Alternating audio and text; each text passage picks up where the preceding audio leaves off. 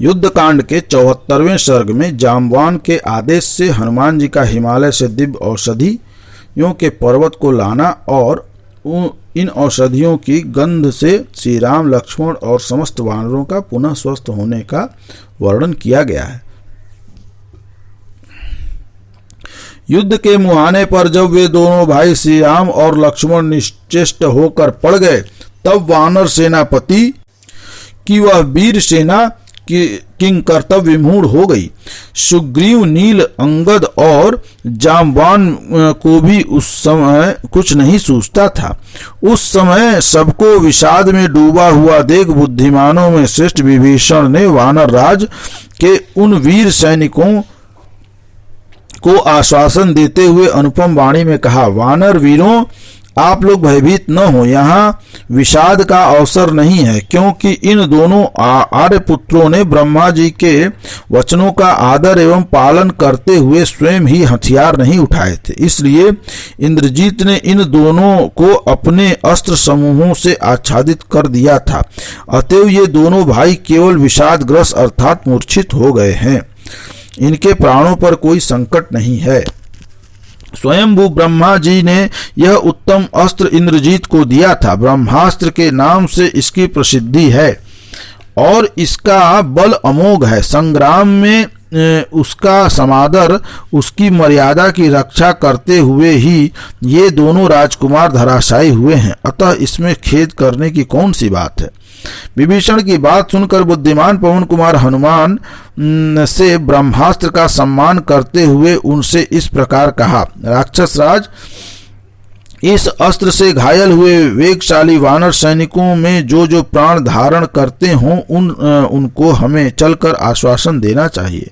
उस समय रात हो गई थी, इसलिए हनुमान और राक्षस प्रभु विभीषण दोनों वीर अपने अपने हाथों में मसाल लिए एक ही साथ रणभूमि में विचरने लगे।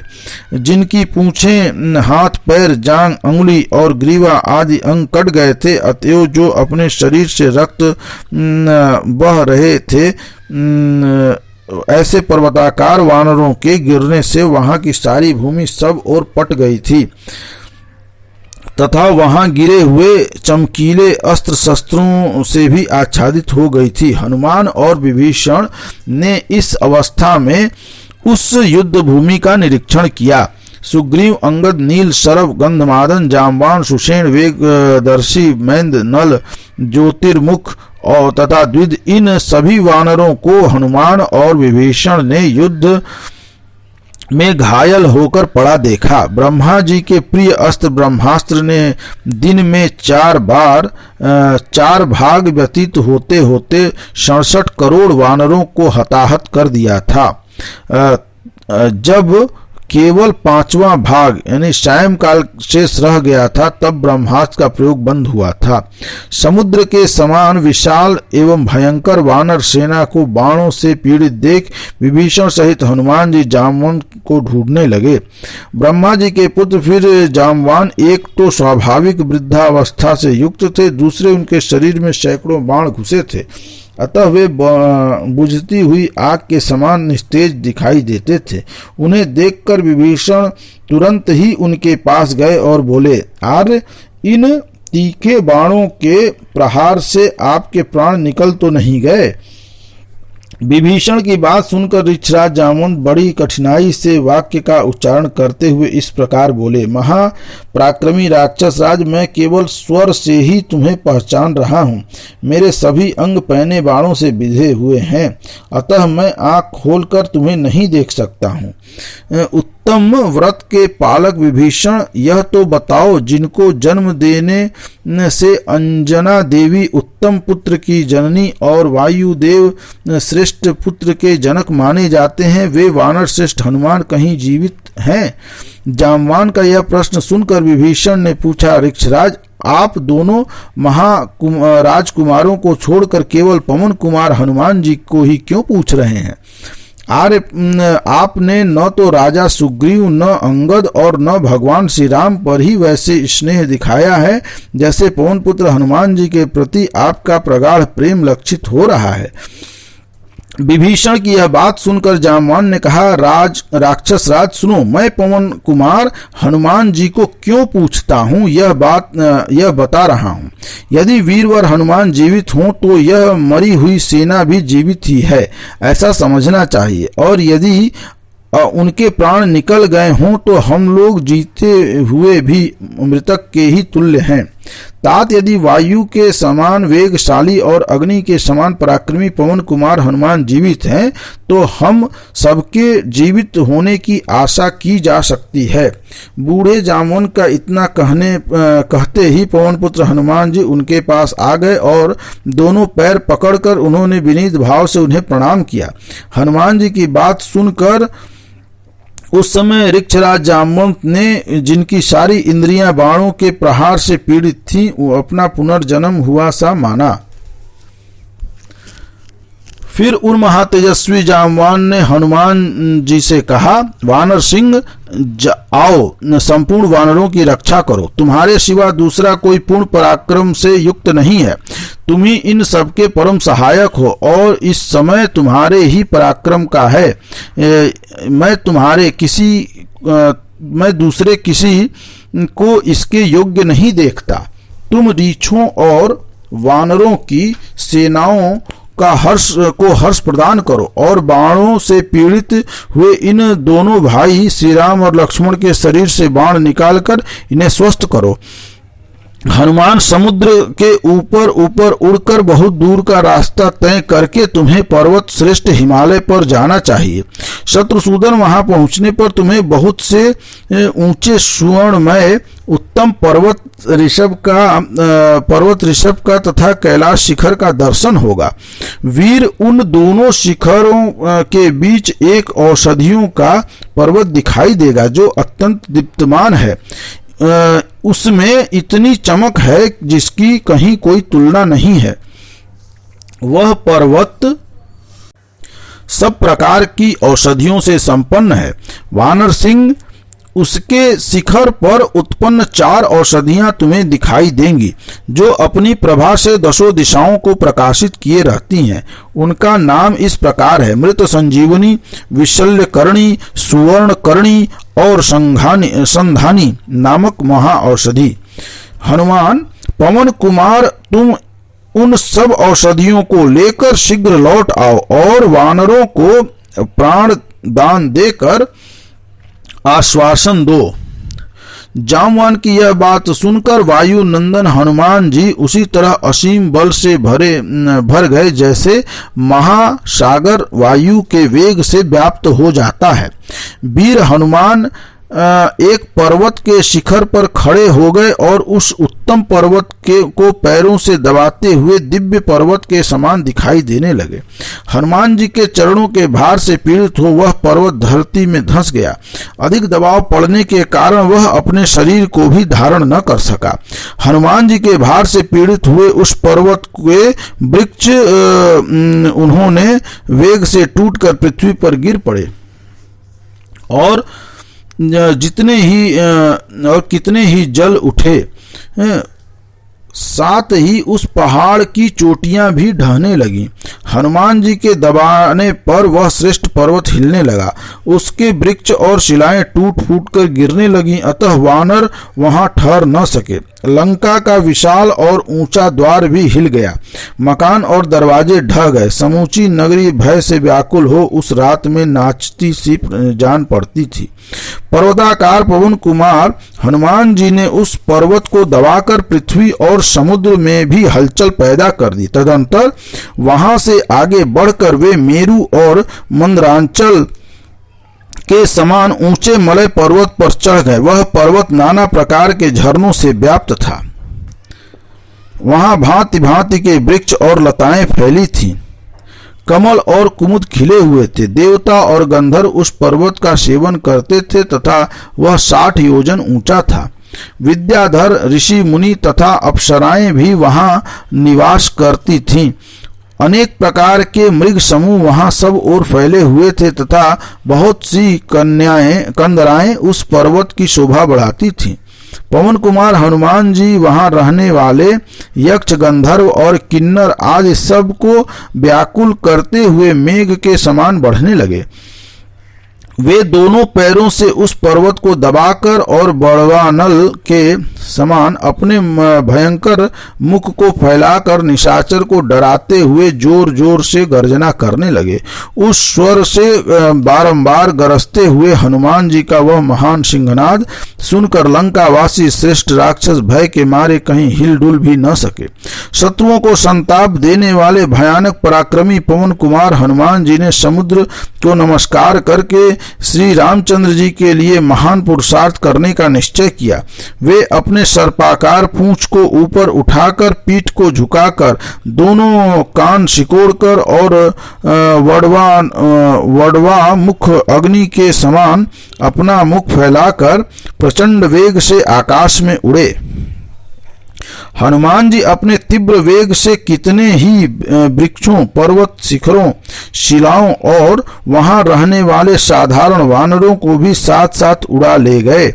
उनकी भुजाओं और जांघों के वेग से दूर फेंक दिए जाने के कारण जब उनका वेग शांत हो गया तब वे वृक्ष आदि समुद्र जल में गिर पड़े।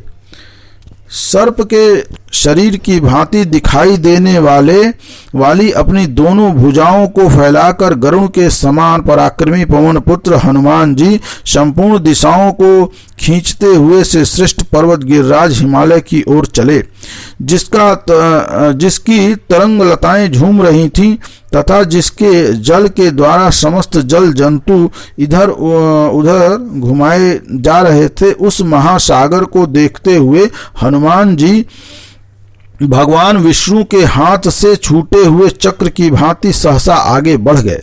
उनका वेग अपने पिता वायु के समान ही था। वे अनेक पर्वत, पक्षियों, सरोवरों, नदियों, तालाबों, नगरों तथा समृद्धशाली जनपदों को देखते हुए बड़े वेग से आगे बढ़ने लगे। वीर हनुमान अपने पिता के ही तुल्य पराक्रमी और तीव्र गामी थे। वे सूर्य के मार्ग का आश्रय ले बिना थके मांदे शीघ्रता पूर्वक अग्रसर हो रहे थे। वानर सिंह पवन कुमार हनुमान महान वेग से युक्त थे। वे संपूर्ण दिशाओं को शब्दायमान करते हुए वायु के समान वेग से आगे बढ़े। महाकपि हनुमान जी का बल विक्रम बड़ा भयंकर था। उन्होंने जाम्बवान के वचनों का स्मरण करते हुए सहसा पहुंचकर हिमालय पर्वत का दर्शन किया। वहां अनेक प्रकार के सोते बह रहे थे। बहुत सी कंदराएं और झरने उसकी शोभा बढ़ा रहे थे। श्वेत बादलों के समूहों की भांति मनोहर दिखाई देने वाले शिखर और नाना प्रकार के वृक्षों से उस श्रेष्ठ पर्वत की अद्भुत शोभा हो रही थी।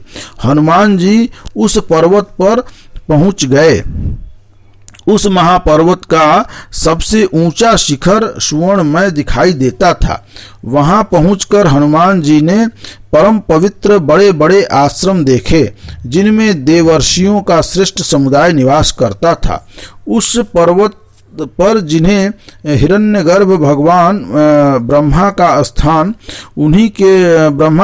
उन्हीं के दूसरे स्वरूप रजत नाभि का स्थान, इंद्र का भवन जहाँ खड़े होकर रुद्रदेव ने त्रिपुरासुर का पर बाण छोड़ा था, वह स्थान, भगवान हयग्रीव का वास स्थान तथा ब्रह्मास्त्र देवता का दिव्यमान स्थान, ये सभी दिव्य स्थान दिखाई दिए। साथ ही यमराज के सेवक भी वहां दृष्टिगोचर हुए।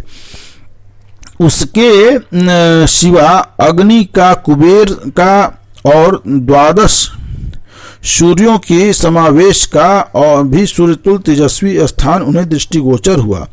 चतुर्मुख ब्रह्मा शंकर के धनुष और वसुंधरा की नाभि के स्थान का भी उन्होंने दर्शन किया। तत्पश्चात श्रेष्ठ कैलाश पर्वत, हिमालय शिला, शिव जी के वाहन वृषभ तथा सुवर्ण में श्रेष्ठ पर्वत ऋषभ को भी देखा। इसके बाद उनकी दृष्टि संपूर्ण औषधियों के उत्तम पर्वत पर पड़ी, जो सब प्रकार की दीप्तिमती औषधियों से दीप्तमान हो रहा था। अग्नि राशि के समान प्रकाशित होने वाले उस पर्वत को देखकर पवन कुमार हनुमान जी को बड़ा विस्मय हुआ। वे कूदकर औषधियों से भरे हुए उस गिरिराज पर चढ़ गए और वहां पूर्वोक्त चारों औषधियों को खोज करने लगे। महाकवि पवन कुमार हनुमान जी सहस्त्रों योजन लांग कर वहां आए थे और दिव्य औषधियों को धारण करने वाले उस शैल शिखर पर विचरण कर रहे थे। उस समय पर्वत पर रहने वाले संपूर्ण महाऔषधियां यह जानकर कि कोई हमें लेने के लिए आ रहा है, तत्काल अदृश्य हो गईं। उन औषधियों को न देखकर महात्मा हनुमान जी कुपित हो उठे और रोष के कारण जोर जोर से गर्जना करने लगे। औषधियों का छिपना उनके लिए असह्य हो गया। उनकी आंखें अग्नि के समान लाल हो गईं और वे उस पर्वत पर राज से इस प्रकार बोले, नगेंद्र, तुम श्री रघुनाथ जी पर भी कृपा नहीं कर सके। ऐसा निश्चय तुमने किस बल पर किया है? आज मेरे बाहुबल से पराजित होकर तुम अपने आप को सब ओर बिखरा हुआ देखोगे। ऐसा कहकर उन्होंने वेग से पकड़कर वृक्षों, हाथियों, सुवर्ण तथा अन्य सहस्त्रों प्रकार की धातुओं से भरे हुए उस पर्वत शिखर को ही सहसा उखाड़ लिया। वेग से उखाड़े जाने के कारण उसकी बहुत सी चोटियां बिखर कर गिर पड़ी। उस पर्वत का ऊपरी भाग अपने प्रभा से प्रज्वलित सा हो रहा था। उसे उखाड़ कर साथ ले हनुमान जी ने देवेश्वरों और असुरेश्वरों सहित संपूर्ण लोगों को भयभीत करते हुए गरुड़ के समान भयंकर वेग से आकाश में उड़ चले। उस समय बहुत से आकाशचारी प्राणी उनकी स्तुति कर रहे थे। सूर्य के समान चमकते हुए उस पर्वत शिखर को हाथ में लेकर हनुमान जी सूर्य के ही पथ पर जा पहुँचे। उस समय सूर्यदेव के समीप रहकर उन्हीं के समान तेजस्वी शरीर वाले वे पवन कुमार दूसरे सूर्य की भांति प्रतीत होते हैं।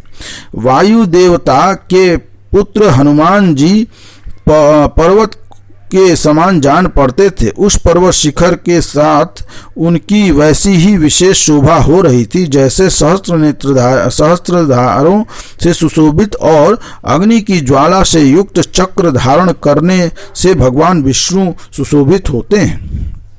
उस समय उन्हें लौटा देख सब वानर जोर जोर से गर्जना करने लगे। उन्होंने भी उन सबको देखकर बड़े हर्ष से सिंहनाद किया।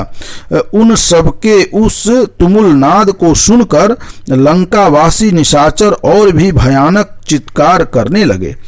तदंतर हनुमान जी उस उत्तम पर्वत चित्रकूट पर कूद पड़े और वानर सेना के मध्य में आकर सभी श्रेष्ठ वानरों को प्रणाम करके विभीषण से भी उन्हें गले लगाकर मिले। इसके बाद वे दोनों राजकुमार श्री राम और लक्ष्मण उस महा औषधियों की सुगंध लेकर स्वस्थ हो गए। उनके शरीर से बाण निकल गए और घाव भर गए। इसी प्रकार जो दूसरे वानर वीर वहां हताहत हुए थे वे सब के सब उन श्रेष्ठ औषधियों की सुगंध से रात के अंत में सोकर उठे हुए प्राणियों की भांति क्षण भर में निरोग हो उठकर खड़े हो गए। उनके शरीर से बाण निकल गए और उनकी सारी पीड़ा जाती रही।